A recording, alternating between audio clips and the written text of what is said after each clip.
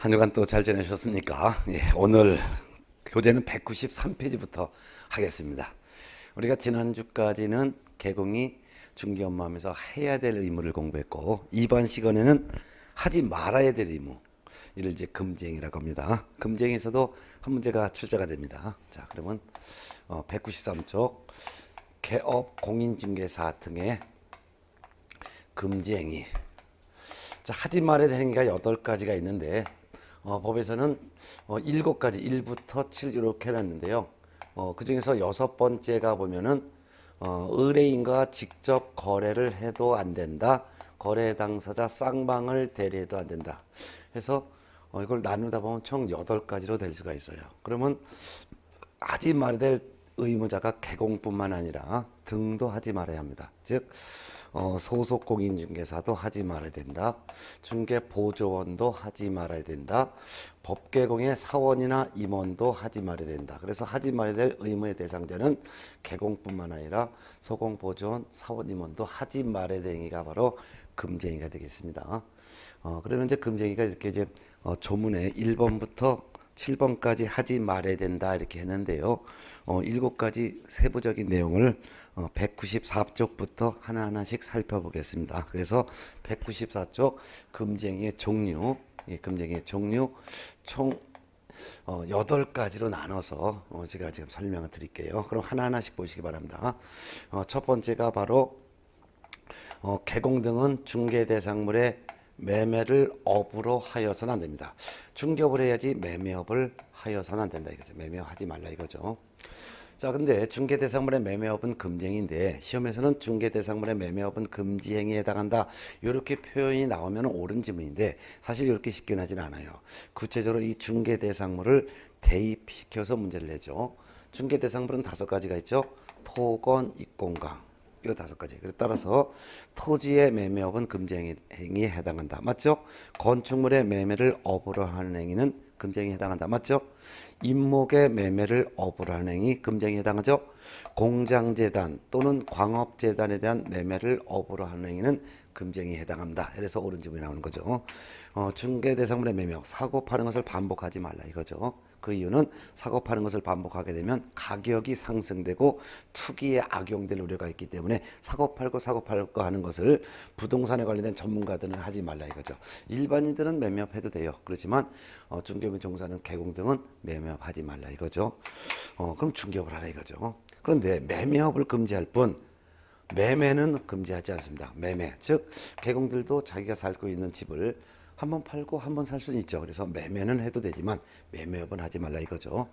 자, 두 번째는 개공 등은 중개사무소 개설 등록을 하지 않고 중개업을 영위하는 자, 즉 무등록 중개업자인데요. 이 무등록 중개업을 하는 자인 사실을 알면서 이 무등록 중개업자로부터 개공 등은 중개를 의뢰를 받아도 안 됩니다. 이와 같이 무등록 중개업자인 사실을 알면서 이 무등록 중개업자를 통해서 중개를 의뢰받아서도 안 되고 또한 무등록 중개업을 하는 자에게 개공 등이 자기의 명의를 이용케 해도 안 되겠습니다. 이건 이제 무등록 중개업자 협조하지 말라 이거죠. 자, 그 다음 이제 세 번째는 아주 중요한 게 나옵니다. 별표 2개 놓으시고 법에 규정되어 있는 보수 범위가 있어요. 법정 보수 또는 법정 실비를 초과해서 금품을 받아서는 안 됩니다. 그래서 공인중개사 법령에 규정되어 있는 범위가 있는데 그 범위를 초과해서는 돈을 더 받아도 안 되고 물건이나 향응을 더 받아서도 안 됩니다. 안 됩니다. 이는 사례증여 그 밖에 어떤 명목으로도 초과해서 받는 것을 금지합니다. 주의할 것은 초과해서 금품을 받으면은 이미 금지행위에 해당되어 처벌을 받습니다. 따라서 초과해서 받은 금원을 그대로 돌려줬다. 초과해서 받은 것을 반환했다 하더라도 역시 금지행위에 해당되어 처벌을 받는 것이며 초과해서 받은 금원이 당자나 또는 어음일 수도 있어요. 근데 당자나 어음 등이 부도 처리됐어요. 부도 처리가 됐으니까 휴지 조각이 됐죠. 하더라도 초과해서 받은 순간 금지행위를 위반한 거기 때문에 처벌을 받게 된다는 것도 알아두셔야 합니다. 그런데 주의할 것은 초과해서 금품을 받은 게 아니라 초과 보수만 요구해서 초과 보수를 요구하는 데만 그쳤지 초과해서 받지 않았다면 이는 금쟁이가 아니므로 처벌을 받지가 않습니다. 또한 초과 받기로 약정했어요. 초과 보수를 받기로 약정만 하였지 초과해서 받지 않았으면 이것도 역시 금지행위를 위반한 것으로 보지는 않습니다. 따라서 이 경우도 역시 처벌을 받지는 않는다는 것을 유념해 두셔야 합니다. 따라서 법에 규정된 범위를 초과해서 받아야지만 금지행위 위반한 것으로 처벌받는 것이지 초과해서 받지 않았다면 단지 초과 보수를 요구하는 데만 그쳤다든가 초과 보수를 받기로 의뢰인과 약정만 한 거 가지고는 금지행위를 위반한 것으로 보지 않기 때문에 처벌하지 않는다는 것을 유념하셔야 될 것입니다. 또한 참고적으로 상가 권리금은 중개 대상물이 아니죠. 그래서 상가 권리금에 대한 알선 대가와 알선료와 상가 임대차에 대한 중개 보수를 포괄적으로 받았어요. 한꺼번에 포괄적으로 받았는데 그 전체 받은 포괄적으로 받았는데 전체 받은 금액이 법정 범위를 초과하더라도 이는 금지행위를 위반한 것으로 보지 않습니다. 따라서 처벌하지 않습니다. 그 이유는 상가 권리금 알선료는 이거는 중개 대상물이 아니기 때문에 권리금에 대한 알선료는 얼마를 받든 법의 제한을 받지 않습니다. 따라서 권리금 알선료하고 상가 임대차 중개보수를 합쳐서 받은 금액이 법정 범위를 초과한다 하더라도 이는 금지행위로 보지 않는다라는 거 시험에 잘 나오니까 알아두세요. 그다음에 이제 네 번째가 당해 중개 대상물의 거래상의 중요상에 관하여 거짓된 언행 그 밖의 방법으로 중개 의뢰인의 판단을 그르치게 해서는 안 됩니다. 즉 당해 중개 대상물의 거래상의 중요상에 대해서 의뢰인의 판단을 그르치는 거짓된 언행을 해서는 안 되죠. 사실대로 알았다면 계약을 하지 않을 중요사항에 대해서 사실과 다르게 언행일체를 금지합니다. 뭐 여러 가지 거짓된 언행의 사례가 있겠지만요. 이거는 외우려 가지 말고 그냥 이해하면 되죠. 여러분이 매수인이라고 생각해 보세요. 그러면 내가 매수인이라면 저 사실을 사실대로 알았다면 계약을 안 할 거야. 이렇게 계약 체결 여부를 결정할 수 있는 중요한 요소에 대해서 개공 등이 사실과 다르게 언행하는 것은 전부 다가 금지행위에 해당합니다. 예를 들면 개발 계획이 수립되지도 않았어요. 근데 개발 계획이 수립되지도 않았는데 개발 계획이 수립된 것처럼 설명한다든가 또는 지금 현재 물건에 하자가 있는데도 불구하고 하자를 고지하지 않고 숨기면서 고지하지 않은 경우 즉 물건에 대한 흉가라든가 또는 소송이 진행 중인 사실 등을 감추다든가 또는 다른 일반과 담합을 해가지고 가격을 숨긴다든가 이런 것들도 거짓된 언행에 해당되겠죠. 이와 같은 네 가지 중에서 한 가지라도 해당되는 행위를 만일 개공이 했다면 이때는 개공에 대해서 등록관청이 등록을 취소할 수가 있습니다. 그리고 또한 처벌도 하는데요. 처벌은 1년 이하의 징역 또는 1천만 원 이하의 벌금형의 처벌도 합니다. 그래서 네 가지 금지행위 일단 이렇게 정리했어요. 근데 금지행위 종류가 또 있죠. 1번부터 7번까지니까 그 다음에 5번부터 또 보겠습니다. 5번. 자, 5번에 해당되는 금지행위는 교재 197페이지부터 시작합니다. 자, 관계법령에서 양도나 알선 등이 금지된 증서가 있죠. 즉 양도나 알선 등이 금지되어 있는 증서가 있는데 금지가 되어 있는 증서인데 이 증서가 바로 부동산을 분양받을 수 있는 증서예요. 그게 바로 대표적으로 입주자 저축 증서가 되겠죠. 입주자 저축 증서는 주택법에서 배웠던 내용과 똑같습니다. 그래서 주택법에서 배웠던 입주자 저축 증서 이런 증서에 매매나 교환을 하도록 중개하거나 또는 이러한 증서에 매매를 업으로 하는 행위 이거 해서는 안 되는 거죠. 이같이 주택 청약 통장과 같이 부동산을 분양받을 수 있지만 남한테 양도가 금지되어 있는 주택 청약 통장 같은 입주자 증서를 중개하거나 매매업을 하는 것은 국가 정책에 반하기 때문이죠. 예. 자, 그다음에 이제 6번째 아주 중요합니다. 여기다가 별표 2개 넣으세요. 중개 의뢰인과 직접 거래를 하는 것도 금지합니다. 의뢰인과 직접 거래를 해도 안 되고 거래 당사자 쌍방을 대리해도 안 됩니다. 요 여섯 번째를 둘로 나누게 되면은 총 금쟁이 종류가 8가지로 된다 그랬죠. 의뢰인과 직접 거래를 하게 되면 의뢰인에게 피해를 주고 개공증에게는 이득이 생기기 때문에 의뢰인과의 직접 거래를 금지하죠. 그럼 이 의뢰인의 범위에는 부동산 소유자가 의뢰인 될 수도 있고 또는 소유자의 대리인 또는 수임인도 의뢰인 될 수 있죠.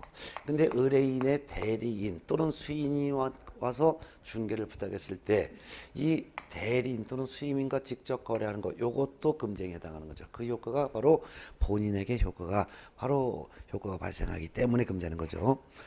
특히 주의할 것은 의뢰인과 직접 거래를 하는 것을 금지하는데 이때 거래 종류가 의뢰인과 직접 매매를 하는 것도 금지하고 의뢰인과 직접 교환하는 것도 금지하며 의뢰인과 직접 임대차를 하는 것도 금지합니다.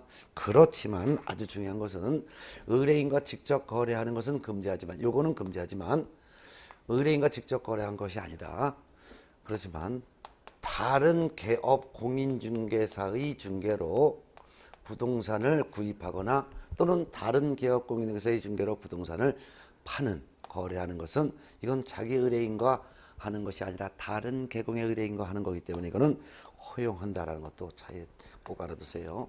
예를 들면은 갑이라는 개업 공인중개사가 있습니다. 그런데 옆에 있는 을이라는 다른 개업 공인중개사에게 중개를 부탁하여 다른 개업 공인중개사의 의뢰인과 다른 개업 공인중개사의 중개로 요 개공이 다른 개업 공인중개사의 중개를 통해서 거래하는 거 요거는 자기 의뢰인과 거래하는 것이 아니고 다른 개공의 의뢰인과 거래하는 거기 때문에 이거는 해도 된다는 차이점을 꼭 기억해 두시죠. 매년 시험 나오니까. 자, 그다음 이제 거래 당사자 쌍방을 대리하는 것도 금지합니다. 쌍방을 대리하는 것은 양측으로부터 우임을 받아서 개공이 혼자 계약을 체결하는 것을 금지한다 그 말이죠. 네, 예. 자, 이 쌍방 대리도 거래 당사자 쌍방 대리하는 것은 매매를 쌍방 대리하는 것도 금지하고 교환을 쌍방 대리하는 것도 금지하며 임대차를 쌍방 대리하는 것도 금지합니다. 그래서 의뢰인과 직접 거래와 거래 당사자 쌍방 대리는 거래 유형을 불문하고 의뢰인과의 직접 거래와 거래 당사자 쌍방 대리는 다 금지합니다. 이는 단 1회를 한다 하더라도 1회도 하는 것을 금지한다는 것도 알아두면 좋겠죠. 자, 그런데 쌍방 대리는 금지하지만 아주 중요한 것은 일방만을 대리하는 것은 금지하지 않습니다. 일방 대리는 해도 된다 그 말이죠. 즉 개공이 매도 의뢰인의 급박한 사정으로 매도인 일방만을 대리해서 매수인과 계약을 한다든가 하는 것은 쌍방 대리가 아니라 일방 대리이기 때문에 허용한다는 차이점도 꼭 기억해 두셔야 합니다. 시험 매년 여기서 나오죠. 자, 그다음 이제 마지막 7번이 나오는데 그게 바로 199쪽에 있습니다. 예. 자, 금쟁이 중에서 마지막 7번째 탈세 등 관계법령을 위반할 목적으로 소유권 보존 등기를 하지 아니한 부동산 또는 소유권 이전 등기를 하지 아니한 부동산 또는 관계법령에서 권리 변동이 제한되어 있는 부동산 이러한 세 가지 종류의 부동산에 대해서 매매를 중개해서는 안 된다. 매매를 중개해서는 안 됩니다. 이와 같은 부동산에 대한 매매를 중개한다는 것은 이는 매도인이 탈세를 하고 투기하도록 개공이 조장한 행위에 해당되기 때문에 이와 같이 세 종류의 부동산에 대한 매매를 중개해서는 안 되는 거죠. 네. 근데 탈세할 목적으로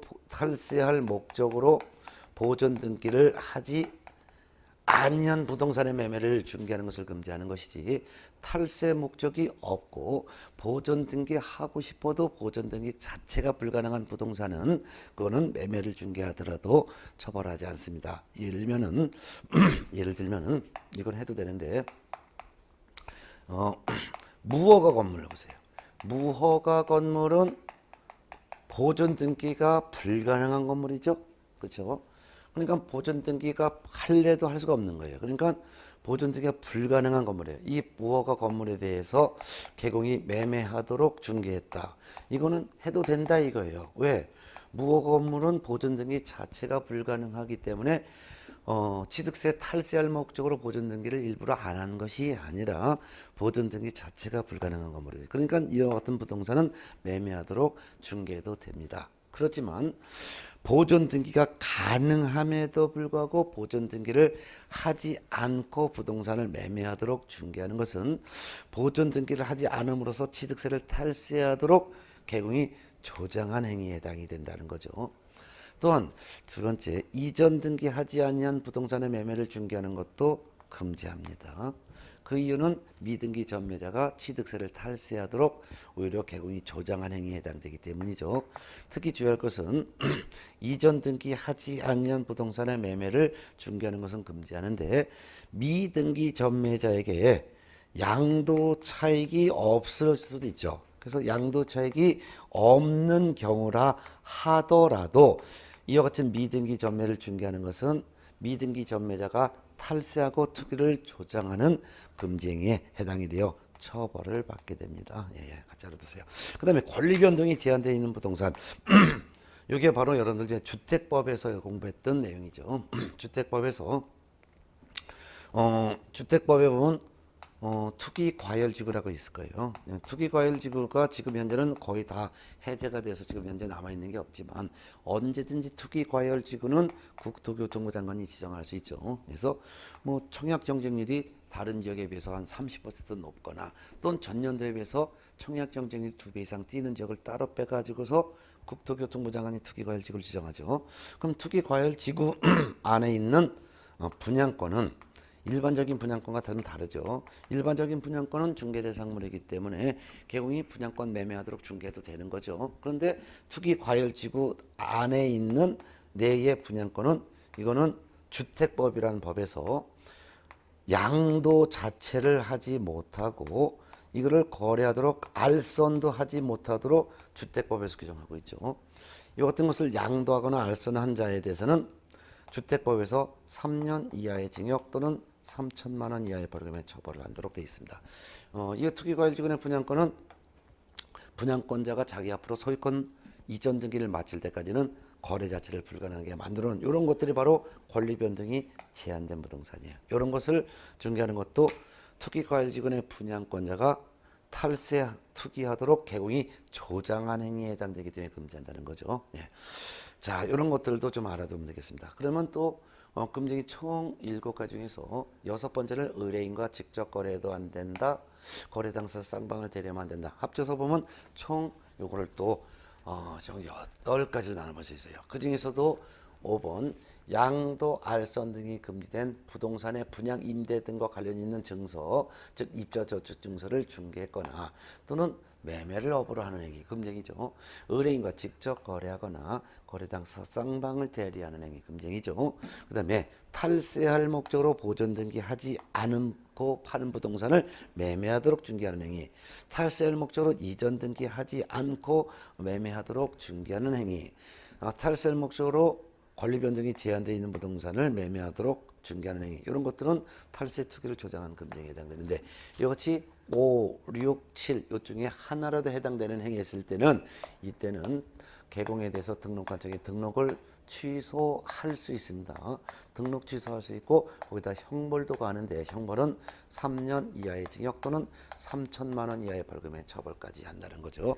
그래서 제재사항에 199페이지 나와 있어요. 위반 시의 제재. 이 같은 금지 행위 중에 하나라도 했다면은 제재를 받는데 행정처분과 행정형벌을 받는데 금지 행위 중에서도 등록을 취소할 수 있고 1년 이하의 징역 또는 1천만 원 이하의 벌금 중에 하나에 해당되는 금지 행위 종류가 4가지. 중개 대상물의 매매업을 했다든가 또는 무등록 중개업자인 사실을 알면서 그를 통하여 중개를 의뢰받았거나 무등록 중개업자에게 자기의 명의를 이용시켰다든가 법정 보수 실비를 통해서 금품을 받았다든가 의뢰인의 판단을 그르치는 거짓된 언행을 했다든가 요 넷 중에 하나라도 했을 때는 등록 취소할 수 있고 1년 1천만 형벌, 그다음에 금지 중에서도 양도 알선 금지된 증서를 중개하거나 매매업, 의뢰인과 직접 거래, 거래 당사자 쌍방들이 또한 미등기 전매 등을 중개하는 경우, 이런 경우에 위반했을 때는 등록 취소할 수 있고 3년 3천만. 요거 처벌 규정을 꼭 구분해서 정리해 두셔야 될 것입니다. 아마 지금쯤이면은 아마 정리가 되어 있을 텐데, 그래서 자주 자꾸 까먹으니까 복습은 좀 하셔야 될 것 같습니다. 예. 자, 이렇게 해서 한 문제 맞히는 거 했고, 그 다음에 이제 201쪽으로 넘어가겠습니다. 201쪽은 손해배상 책임과 업무 보증 설정인데요. 손해배상 책임과 업무 보증 설정에서도 해마다 한 문제가 출제가 됩니다. 그럼 개업 공인중개사는 어떤 경우에 거래 당사자에게 손해배상을 해야 될 책임을 지고, 또한 손해배상 책임을 짓다면 배상해야 되는데 배상할 돈이 없을 것을 대비해서 업무를 개시하기 전에 먼저 손해배상 책임을 보장하기 위해서 업무 보증을 설정을 해야 되는데, 보증 설정 요 부분을 같이 보도록 하겠습니다. 네. 자, 그럼 이제 손해배상 책임에 대해서는 어떤 경우에 개공이 손해배상 책임지는지 공인중개사법에 규정이 있습니다. 그래서 공인중개사법에 규정이 되어 있는데, 그 손해배상 책임에 대해서는 한 장 넘어가서 202페이지로부터 보겠습니다. 그러면 202페이지 보면 손해배상 책임의 내용이 원칙은 과실 책임인데 예외적으로 무과실 책임이 있다라고 해놨어요. 그래서 202페이지는 원칙, 그래서 원칙은 과실 책임 이렇게 해놨어요. 과실 책임. 과실 책임이라는 것은 중개를 하면서 잘못했을 때 발생시킨 손해를 책임진다는 거죠. 근데 예외적으로 개업공인중개사는 잘못한 게 없음에도 불구하고 배상 책임지는 게 있어요. 이게 바로 무과실 책임이라고 하죠. 무과실 책임. 무과실 책임도 있습니다. 그럼 어떤 경우에 과실 책임이 있고 어떤 경우에는 무과실 책임이 있는지를 살펴봅니다. 과실 책임이라는 것은 개공이 직접, 개업공인중개사가 직접 중개 업무를 한 거예요. 개공이 직접 중개 업무를 했습니다. 중개 업무라는 것은 물건을 조사하는 경우도 중개 업무의 범위에 포함되고, 또한 거래 당사자를 설득시키는 것도 중개 업무에 해당되고, 현장을 안내하는 것도 중개 업무에 해당되고, 거래 계약서 등을 작성하는 것도 중개 업무에 해당이 되겠죠. 이같이 중개 업무를 하면서 고의로 또는 과실로 거래 당사자에게 재산상의 손해를 발생시켰습니다. 그러면 당연히 손해를 배상할 책임이 개공은 있겠죠. 그래서 개공은 이때 배상 책임이 있다 이거예요. 책임이 있다 이거죠. 책임이 있다. 고의로 발생한 손해도 배상한 책임이 있고, 과실로 발생시킨 재산적 손해도 배상 책임이 있다는 거예요.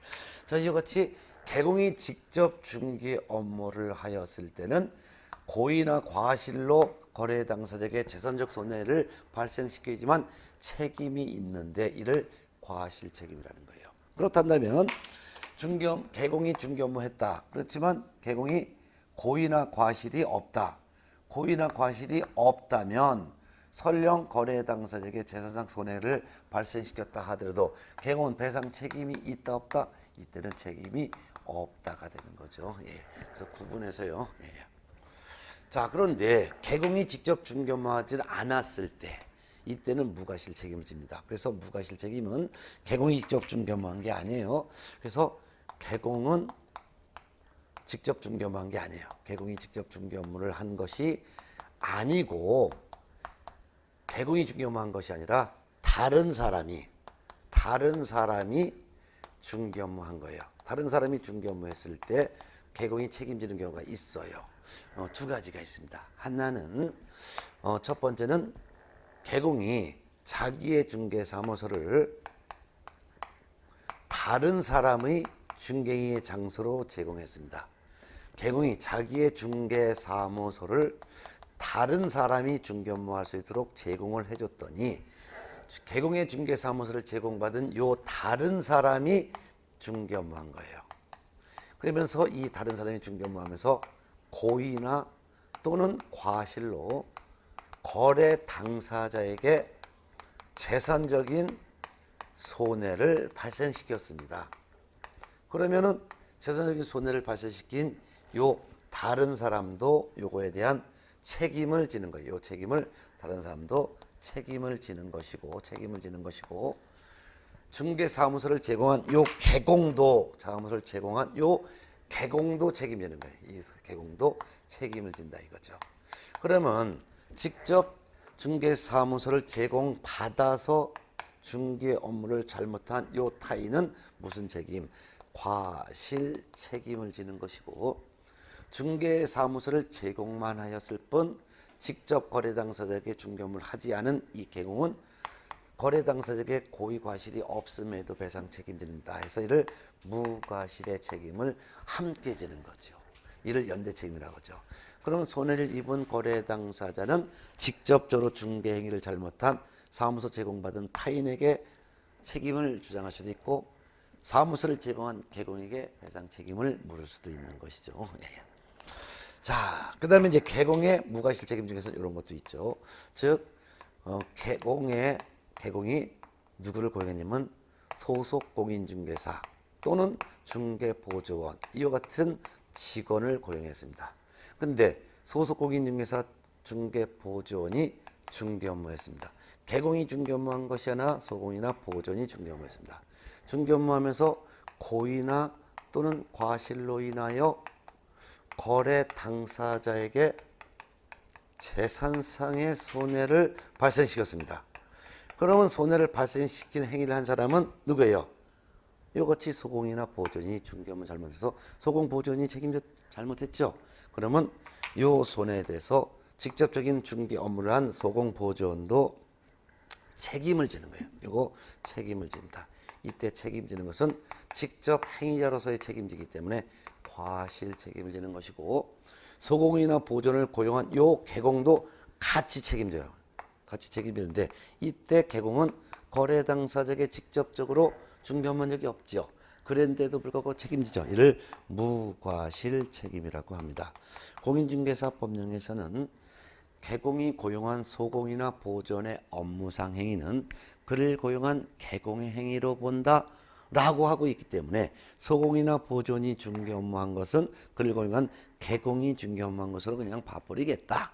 그러니 소공이나 보존이 중개 업무하면서 고의나 과실로 거래 당사자에게 재산상 손해를 끼쳤으면 직접 중개 행위를 잘못한 소공이나 보존도 책임지는데 이때 책임은 과실 책임. 직접적으로 거래 당사자에게 손해 발생 행위를 하지 않았지만 직원을 고용한 개공은 무과실의 책임. 이거를 함께 진다 이거죠. 예. 그러면 거래 당사자는 아무에게나 청구해도 상관이 없습니다. 그러면 배상 책임이 개공에게 있다면 배상을 해야 되는데 개공이 배상할 돈이 없을 것을 대비해서 개공은 중개업무를 개시하기 전에 먼저 보증부터 설정을 해야 된다 이거죠. 이 보증 설정에서 해마다 또한 한 문제가 나오게 돼요.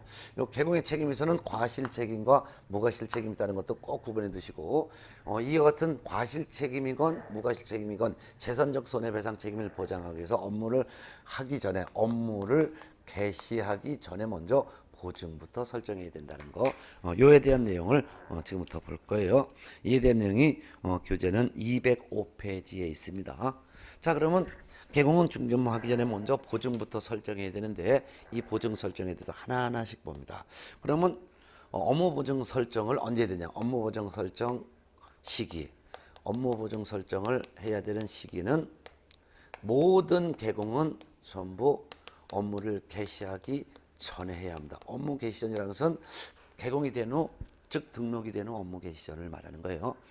따서 시험 지문상에 개공은 등록을 신청하는 때에 손해배상 책임을 보장하기 위한 보증을 설정해야 된다면 드리는 거예요. 등록 신청할 때 보증 설정하는 것이 아니라 등록이 된 후 업무 개시 전에 한다는 거예요.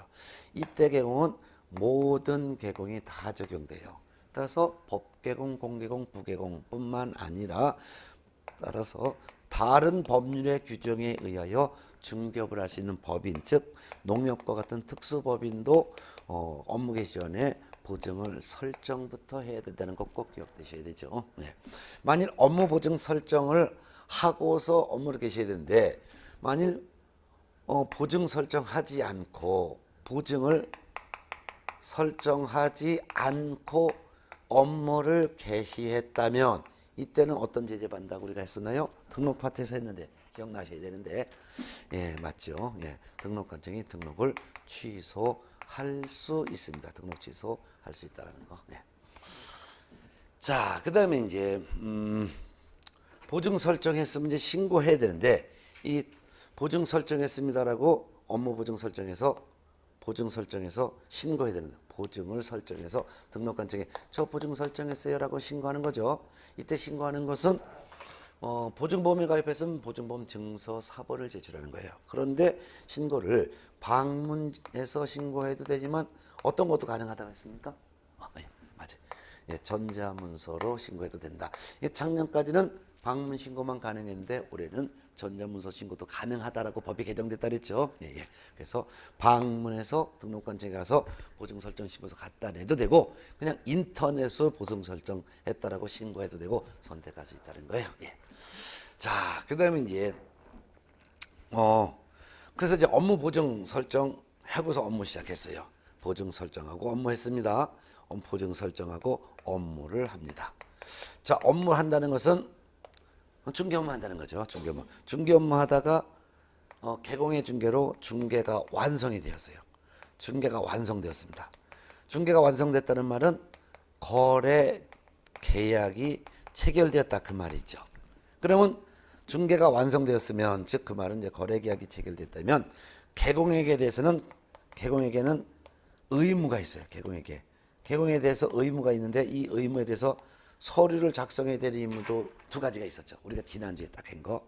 어떤 거 제일 먼저 있어요. 첫 번째는 개공은 중개가 완성이 되었을 때는 매수인 임차인에게 설명한 사항을 서면으로 작성하여 거래 당사자에게 교부하고 그 사본을 3년간 보존해야 된다. 그래서 매도인의 물건을 확인해서 매수인에게 설명했다는 것을 서면으로 작성해서 거래 당사자에게 교부해야 되는데 그 이름이 중개대상물 확인설명서죠. 이걸 작성해서 거래 당사자에게 교부할 의무.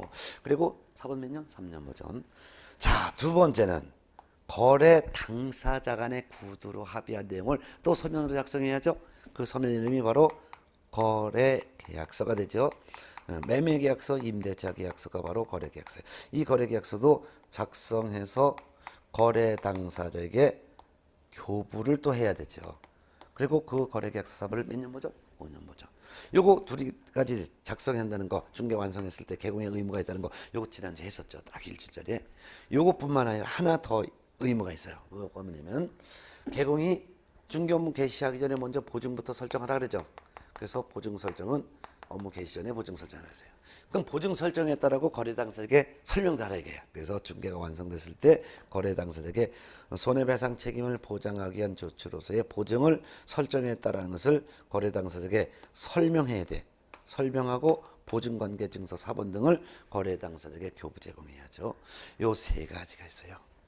자, 그 중에서 확인 설명서 작성해서 교부하고 거래계약서 작성해서 교부해야 되는데 요런 거 안 했을 때는 이거는 업무정지 처분을 할 수 있어요. 등록관청이 업무정지 처분을 할 수 있어요. 그런데 중개가 완성되었을 때 거래 당사자에게 업무보증 설정했다라고 설명하고 보증관계증서 사본을 교부해야 되는데 요거를 안 했을 때는 이거는 100만 원 이하의 과태료에 처한다는 제재사항도 차이가 있네요. 그렇지만 중개가 완성됐을 때 개공이 거래 당사자에게 해야 될 의무 세 가지. 첫 번째는 중개대상물 확인설명서 작성해서 교부하라. 두 번째는 거래계약서 작성해서 교부하라. 세 번째는 보증 설정에 따르고 설명도 하고 보증서 복사해서 줘라. 그 중에서 요거 설명서, 거래계약서 작성, 교부 보존하지 않으면 업무정지지만 업무보증 설정에 따른 것을 설명하지 않거나 보증서 복사해서 교부하지 않으면 100만 원 이하의 과태료다. 이런 구분 차이점도 기억해 두셔야 되겠죠. 네. 자, 그래서 보증 설정 시기와 보증을 설정했다라고 설명하는 시기는 완전히 달라요. 보증 설정 시기는 언제? 중개 업무 개시 전. 나 보험 가입했다고 설명하는 것은 언제? 중개가 완성되었을 때. 꼭 구분해서 나와요. 뭐 이거 거의 뭐 매년 나오는 지문이니까 이제는 안 틀리겠죠. 자, 그다음에 이제 교재 206쪽 보증 설정하는 방법인데, 보증을 설정한다면 보증 설정하는 방법은 보증보험에 가입해도 되고 공제에 가입해도 되고 공탁 가입해도 돼요. 근데 보증 설정 중에서 그중에서 공탁으로 보증 설정을 했다면 이 공탁한 공탁금은 개업 공인중개사가 사망 또는 폐업한 후 3년 이내에는 회수하지 못하고 3년이 지나야지만 회수할 수 있다는 거 꼭 알아두셔야 돼요. 예. 자, 그 다음에 이제 교재는 207페이지. 그럼 개공이 보증을 설정할 때 보증 설정 금액은 얼마의 보증을 설정해야 되냐? 요거 좀 중요합니다. 그래서 외워두셨을 텐데 보증 설정할 금액을 봐요. 그러면 보증을 설정할 때 개공이 보증 설정하는 방법은 모든 경우에 다 통일의 방법은 모든 경우에 보증을 설정해야 되는 시기도 다 똑같고 보증 설정하는 방법도 똑같은데 법개공이건 공개공이건 부개공이건 보증 설정 시기는 똑같이 언제 업무 개시 전에 설정하라. 뿐만 아니라 다른 법률의 규정에 따라 중개업을 할 수 있는 법인 즉 특수법인도 업무를 개시하기 전에 보증 설정이라 똑같아요. 그리고 보증 설정하는 방법도 똑같아요. 보증보험에 가입하거나 공제 가입하거나 공탁하거나 셋 중에 선택하는 건 똑같아요. 근데 아까 공탁한 공탁금은 폐업 또는 사망 후 3년 이내는 이거 공탁금 회수하지 못한다고 했었죠. 예. 자, 그런데 그것도 다 똑같은데 그 중에서 보증보험과 공제는 보장 기간이 있죠. 그래서 보장하는 기간에 대해서 보장하는 금액만큼의 보증보험료를 납부하거나 또는 공제를 납부하고 보증보험 계약이나 공제 계약을 체결하는 거예요. 그럼 이 보증보험 계약과 공제 계약은 개공과 보험회사, 개공과 공제사업자가 보증보험 계약을 체결하지만 보험금이나 공제금을 받는 것은 개공이 받는 게 아니죠. 그래서 의뢰인들이 받는 거예요. 그래서 보증보험 계약과 공제 계약은 개공을 위한 보증보험이 아니라 제3자를 위한 보험 계약의 성격을 갖고 있는 거죠. 그래서 보험 계약 체결하고 보험료를 낸 사람은 개공인데 보험금을 타는 사람은 개공이 아닌 제3자이기 때문에 보증보험 계약과 공제 계약의 성격은 제3자를 위한 보험 계약의 성격을 갖고 있다는 것이 대법원 판례라는 것도 알아두시고 또한 공탁은 자기 돈을 법원에 맡겨놓는 것이고 나중에 사고 발생하면은 개공의 돈을 법원이 전달만 한다는 거예요. 네. 이런 내용도 차이점 알아두셔야 됩니다. 자, 보증에 가입했다가 보증을 변경할 수도 있는데 그렇지만 이 법개공, 공개공, 부개공, 특수법인이 보증 설정할 금액이 좀 차이가 있어요. 그중에서 법개공은 얼마일까요? 2억 원 이상. 2억 원 이상이니까 최소 2억 원은 설정해라 이거죠. 근데 법개공이 만일 분사무소를 설치한다면 한 개의 분사무소당 최소 1억 원 이상의 보증을 추가로 설정해야 돼요. 그럼 여러분 답변해 보세요. 만일 3개의 분사무소를 둔다면 얼마를 추가로 설정할까요? 추가 설정 금액은 네, 맞아요. 3억 원 이상. 그러면 3개의 분사무소를 두는 경우 법인 전체가 설정할 금액은 얼마일까요? 그러면 5억. 그렇죠. 예, 주된 사무소 2억 포함하니까. 예.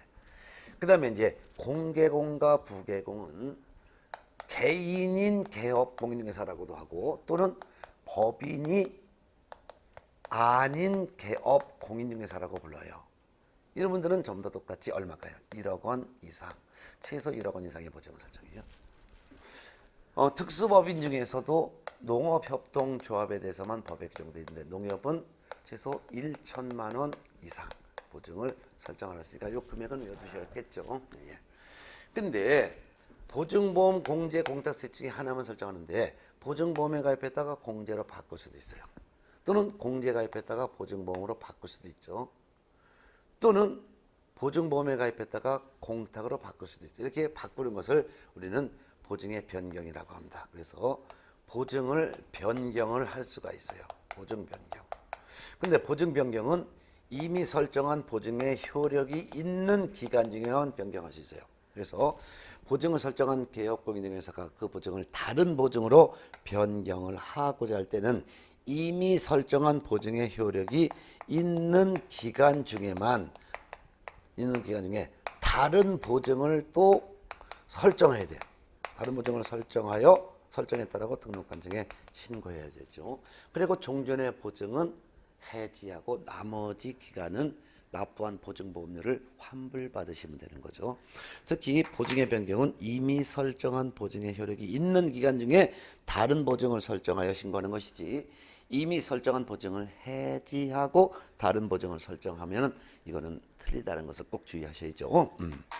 그다음에 이제 보증을 설정한 개공이 보증을 다시 설정해야 되는 경우도 있어요. 재설정. 이건 아주 중요하니까 별표 2개 넣어야 되죠. 보증을 다시 설정해야 되는 이유는 두 가지가 있어요. 첫 번째는 보증보험이나 공제 가입했으면 보증기간이 있다랬죠. 근데 보증기간이 만료가 되었기 때문에 다시 설정하는 경우가 있어요. 이때는 보증기간 만료가 되었기 때문에 다시 설정하는 경우에는 보증기간 만료일까지 다시 설정해야 돼요. 그래서 보증기간 만료일까지 다시 설정해서 또 신고하는데, 만료일까지 보증기간 만료 후 며칠 이내 뭐 이런 식으로 나오면 되는 거예요. 만료일까지라는 거 꼭 알아두세요. 두 번째는 보증보험금이나 공제금으로 배상을 했어요. 배상을 했으니까 이제 돈 없어졌죠. 그러니까 다시 설정이죠. 이때는 배상 후 15일 이내에 다시 설정해야 됩니다. 그럼 두 가지 꼭 구분하세요. 다시 설정하는 이유가 보증기간 만료로 인해서 다시 설정한다면은 보증기간 만료일까지, 배상 때문에 다시 설정한다면 배상 후 15일 이내, 이런 구분해서 꼭 알아두셔야 되겠습니다. 예. 자, 그다음에 이제 208쪽에 보면은 손해배상금 청구 및 지급이에요. 업무보증 설정했어요. 그리고서 업무보증 설정하고 중개업무 했습니다. 중개업무 하다가 의뢰인에게 손해를 발생시킬 수 있었죠. 이때 재산적 손해가 발생됐으면 이거 배상해야죠. 이 배상할 때 의뢰인이 보증기관에 가서 배상해 주세요라고 할 때 어떻게 해야 되는 거냐 이게요.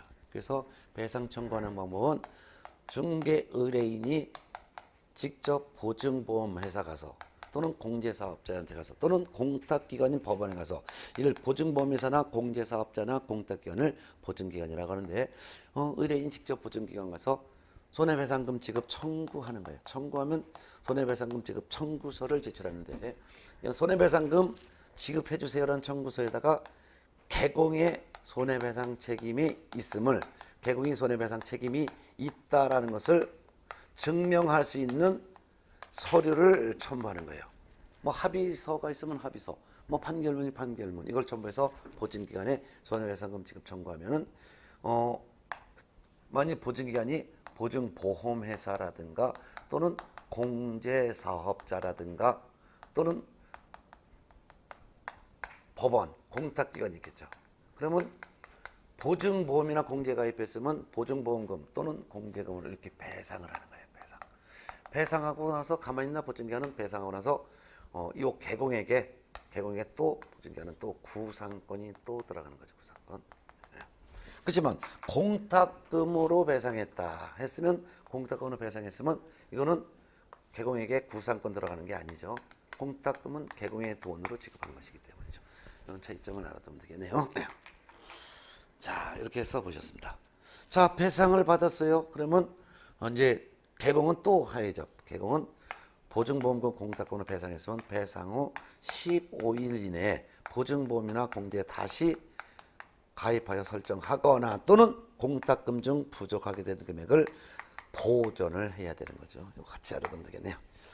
자, 이렇게 해서 이제 보셨습니다. 209페이지 있는 판례는 여러분이 한번 좀 읽어보실 것을 당부하고요. 자, 그 다음에 이제 211쪽에 계약금 등 반환채무 이행의 보장이 있습니다. 여기는 한 3년에 한 번꼴 정도로 나오는데, 계약금 등의 반환채무 이행의 보장제도 시험에 나올 거 정리하겠습니다. 211페이지에. 예. 계약금 등의 반환채무 이행의 보장제도. 이를 계약금 등의 예치 제도, 이렇게 제목을 바꿔 놓으셔도 상관없습니다. 자, 자, 이건 뭐냐면 개공은 거래 안전을 보장하기 위해서 개업 공인중개사는 거래의 안전을 보장하기 위해서 거래 당사자에게 매도인, 임대인이 받을 계약금이나 중도금이나 또는 잔금 등을 이행이 완료될 때까지 은행 등에 예치하도록 권고를 할 수도 있죠. 권고할 수 있죠. 예치 권고할 수 있는 것이지 권고해드릴 의무는 없기 때문에 예치 권고하지 않았다 하더라도 개공이 이에 대해서 제재를 받는 것은 아니죠. 네. 설령 예치하도록 권고했어도 예치 권고했어도 거래 당사자가 계약금 등을 예치해야 될 의무는 없는 것이죠. 그렇지만 예치 의무는 없지만 예치할 수는 있죠. 예치는 할 수는 있죠. 근데 예치한다면 만일 예치한다면 즉 매도인이 자기 받을 돈을 등기 넘겨줄 때까지 예치한다면 언제까지 예치하고 얼마를 예치해야 되냐? 예치하는 기간은 이행이 완료될 때까지 예치해야 되죠. 등기 넘겨줄 때까지. 그리고 예치한다면 예치하는 금액은 계약금만을 예치해도 되고 중도금만을 예치해도 되고 잔금만을 예치해도 되고 이와 같은 금액의 전부를 예치하는 것도 가능하지만 또는 일부만 예치하는 것도 가능하죠. 근데 중요한 것은 예치할 때 예치 명의자 누구 명의로 예치를 해야 되냐 이거는 아마 지금 외우고 있을 텐데 개공 명의로 예치해도 되고 또는 대통령령이 정하는 자 명의로 예치해도 되죠. 대통령령이 정하는 예치 명의자 외웠던 거 한번 기억해 볼까요? 한번 여러분이 우물우물 한번 해보세요. 대통령령이 정하는 자. 맞아요. 은, 공, 탁, 채, 험, 전 이렇게 돼 있죠. 은행 명의로 예치도 된다. 공제 사업을 하는 자. 탁, 신탁업자. 채는 주식건설. 험은 보험회사. 전은 전문회사 명의로 예치도 됩니다. 그렇지만 개공 또는 은공탁 체험전 명의로만 예치할 수 있는 것이지 그 외 사람 명의로 예치할 수는 없습니다. 따라서 예치 명의자의 공탁기관 안 되죠? 법원 명의로 예치할 수는 없습니다. 공탁기관이라든가 또는 매도인, 매수인 등 거래 당사자라든가 소공 이런 거는 안 되는 거죠. 이 사람들은 예치 명의자가 될 수 없죠. 자, 그 다음에 이제 예치한다면 예치기관 어디에다가 보관하냐 이거야. 예치하는 기간은 제한이 없습니다. 제한이 없다라는 것은 금융기관에 예치하건 공제 사업을 하는 자에게 예치하건 또는 신탁업자에 예치하건 또는 최신관서, 우체국, 보험회사, 법원 제한이 없다 이거죠. 자, 그럼 이와 같이 예치가 됐으면은 이행이 완료될 때까지는 매도인은 못 찾아가는 거죠. 그렇지만 이행이 완료되기 전이라 하더라도 매도인이 미리 수령을 할 수가 있는 방법은 있지요. 그 방법은 뭘까요? 그렇지요. 예. 보증서 끊어다가 매도인 누구한테 주면 돼요? 계약금 등의 예치 명의자에게 이 보증서를 교부하면 보증서를 예치 명의자에게 교부하면 이행이 완료되기 전이라 하더라도 매도인 등은 미리 수령할 수 있겠죠. 예. 그렇죠. 자, 또한 예치 명의자는 개공 명의도 가능하고 대통령령이 정하는 자인 은공탁 체험전 명의도 가능한데 그 중에서도 개공 명의로 만일 예치한다면 즉 개업 공인중개사 명의로 매도인이 받을 계약금이나 중도금, 잔금 등을 예치를 한다면 개공에게는 의무가 4가지가 있어요. 그 의무가 아주 중요한 거죠. 첫 번째는 개공은 자기 소유 예치과는 분리해서 관리를 해야 되죠.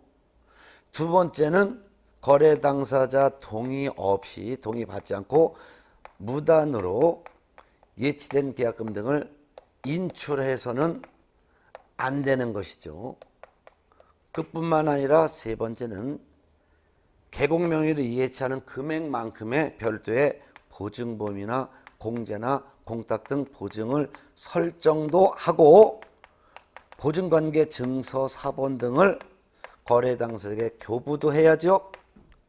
그 다음에 네 번째는 거래 계약의 이행이 완료되면은 개공 통장에 있는 돈을 매도인이 인출해도 좋다라고 매수인과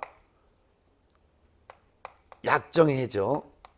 또한 만일 개공 명의로 계약금 등이 예치했다가 매도인과 매수인 계약이 중간에 해약이 된다면 이때는 개공 통장에 있는 돈을 매수인이 그때는 인출해도 좋다라고 매도인과 개공은 약정해야죠.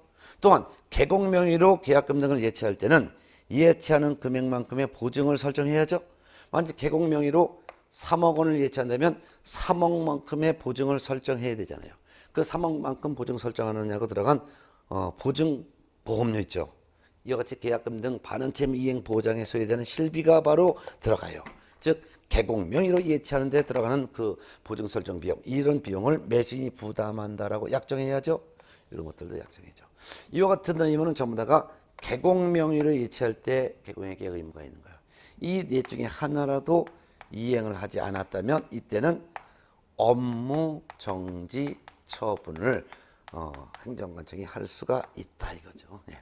자, 요 같은 내용이 바로 이제 계약금 등 반환채무 이행 보장에 관련된 내용이었습니다. 요 정도는 기본적으로 이제 최소한도 조계, 최소한도 외워두어야 될 내용이에요. 그러니까 제가 지금 설명 쭉 했던 거 요 정도는 최소한도 외워야 있어야 돼. 암기가 되어 있는 걸로다가 제가 믿겠습니다.